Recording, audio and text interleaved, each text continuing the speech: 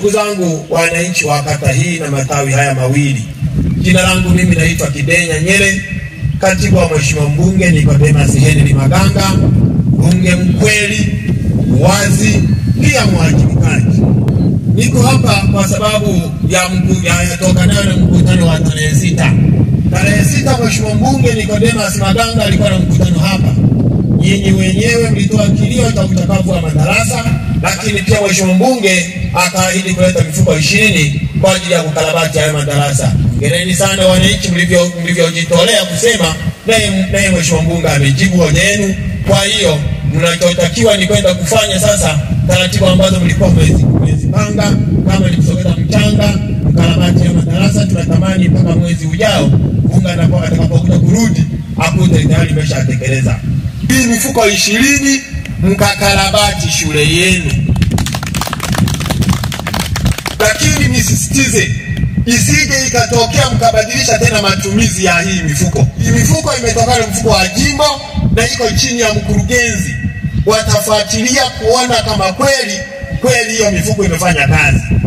Sasa mtendaji, leo tu pindi nikitoka na mwenyekiti wako kama mlivyoomba, kaeni serikali ya kijiji muangalie mnatoa watanga na mnatoa wapi mchango wa kulipa fundi ili muweze kukarabati shule yenu. Wa kushirikiana na walimu na wananchi, mtaona mfanye nini.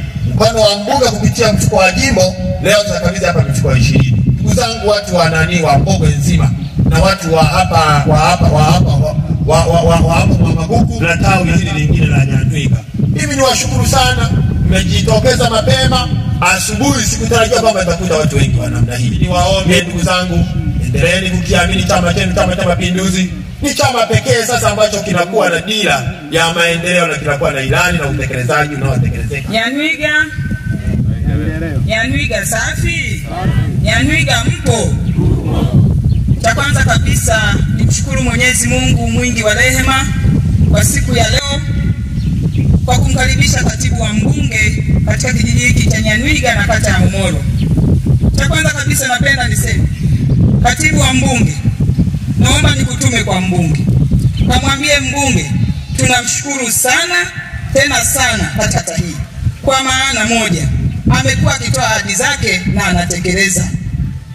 Mfikishie salamu, mwambie Nyandwiga na kata ya Homoro kwa ujumla tuko pamoja naye. Lakini vile vile nimshukuru mwenyekiti wa Chama cha Mapinduzi, mama yetu Samia Suluhu Hassan, kwa namna anavyozidi kuchapa kazi na anaendelea na kuboresha nchi yetu.